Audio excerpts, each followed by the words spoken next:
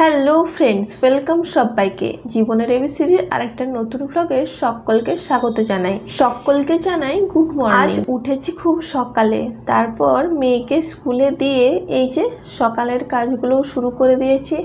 আজ মেয়ের স্কুলেও ছিল রুটি তরকারি, তো আমাদেরও একটা রুটি বেঁচে গেছে, তো সেটা দিয়েই আজকে সকালের ব্রেকফাস্টটা সেরে নেব।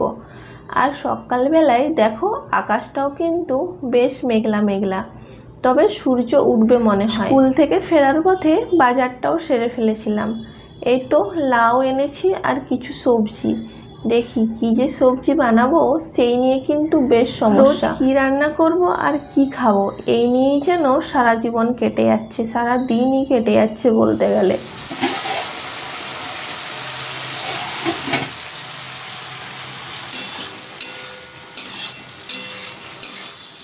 আচ্ছা, তোমরা রোজ রোজ কি সবজি বানাও আমাকে একটু জানাবে তো, আমিও তোমাদের কাছে কিছু রেসিপি শিখবো ভাবছি। এদিকে আমি চাই রান্না করছি, বরমশাইয়ের কিন্তু পছন্দই হচ্ছে না, বলছে রোজ একই রান্না। আচ্ছা, প্রতিদিন দিন কি আলাদা রেসিপি বানাবো বলো তো? তোমরা বাড়িতে রোজ কি কি রেসিপি ট্রাই করো আমার সঙ্গে একটু শেয়ার করবে। বারান্দায় যে কটা ফুলের গাছ লাগিয়েছিলাম তার মধ্যে কটা গাছ দেখছি একেবারেই মরে গেছে, আর ওই মরা ডালগুলো থেকে গেলে কিন্তু নতুন ডাল আর হবে না। সেই জন্যই আমার বর ওটাকে একটু পরিষ্কার করে দিচ্ছিল। এখন উনি মেয়েকে আনতে যাবেন আর আমি বাকি কাজগুলোকেও সেরে ফেলবো। স্নান টান সারা, পুজোও সারা, এখন শুধু মেয়েকে দেখার পালা। এই যে স্কুল থেকে এসেই খাওয়া দাওয়া ছেড়ে দিয়ে এই যে বদমাশি করতে বসে পড়েছে। এরপর খাওয়া দাওয়া স্নান সব। এখন আবহাওয়াটাও কিন্তু বেশ গরম, আর মেয়েটাকে দেখো একটা জামার উপর আর একটা জামা পরে নিয়েছে। এত গরমে কী যে কাণ্ড করে। তো এই যে হোমওয়ার্ক নিয়ে বসেছে, কারণ স্নান করার পর যদি পড়তে বসায় একদম পড়তে পারে না, ঘুম চলে আসে। আর অনেকগুলোর খাতার কাজ থাকে, তো একসঙ্গে অনেকগুলো করতেও পারে না, তাই ভাবলাম এখন একটা খাতা করুক, আবার পরে খানিকটা না হয় করা যাবে। এদিকে মেয়েকে হোমওয়ার্ক করাচ্ছিলাম, হঠাৎ করে মনে আসে গ্যাসের উপর তো দুধ চাপিয়ে এসেছি। তারপর এসে দেখি এই অবস্থা।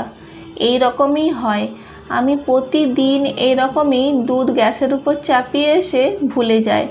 এক একদিন তো পুরো গ্যাসের মধ্যেই দুধ পুড়ে একদম কালো হয়ে যায়। মেয়েকে স্নান করিয়ে ঘুম পাড়িয়ে দিয়েছি, আর এই যে আমি আমার পুজোতে যে শাড়িটা কিনেছি ওটাতে এখন ঘরেতেই ভাবছি ফলস পাড় লাগাবো। আমাদের এখানে ফলস পাড় লাগানোতে যা দাম নিচ্ছে, তাই ভাবছি না আর লোককে টাকা না দিয়ে আমি ঘরেই দেখি ট্রাই করে পারি কি না। কিন্তু ট্রাই করে দেখলাম কিন্তু সুন্দর হচ্ছে, খুব একটা যে খারাপ হচ্ছে তা না। সেলাইগুলো উল্টো দিকে বড় বড় করে দিতে হবে, আর যে দিকটা সোজা সামনের দিক সেদিকটায় ছোট ছোট টিপ দিলেই কিন্তু বেশ সুন্দর হয়ে যাচ্ছে। আর এই যে শাড়িটাকে এভাবে মেলে যদি করো কোনো প্রবলেম হবে না। এক পাশটা পায়ে করে ধরতে হবে, অপর প্রান্তটা একটা বোতল বা যা হোক ভারী কিছু দিয়ে ধরলেই কিন্তু সুন্দর সেলাইটা হবে। তোমরা যারা এখনও বাড়িতে ফলস পাড় লাগাওনি এভাবে চেষ্টা করতে পারো, দেখবে অনেকটা টাকা বেঁচে যাবে। দেখতে দেখতে সন্ধ্যা হয়ে গেল, আর আমরা বেরিয়েছিলাম একটু বাইরে, এরপর ফিরে যাব, তারপর আবার প্রদীপ দেওয়ার ব্যাপার আছে। তো এখন চলে যাচ্ছি, ফিরে আসছি অন্য একটা ভিডিও নিয়ে।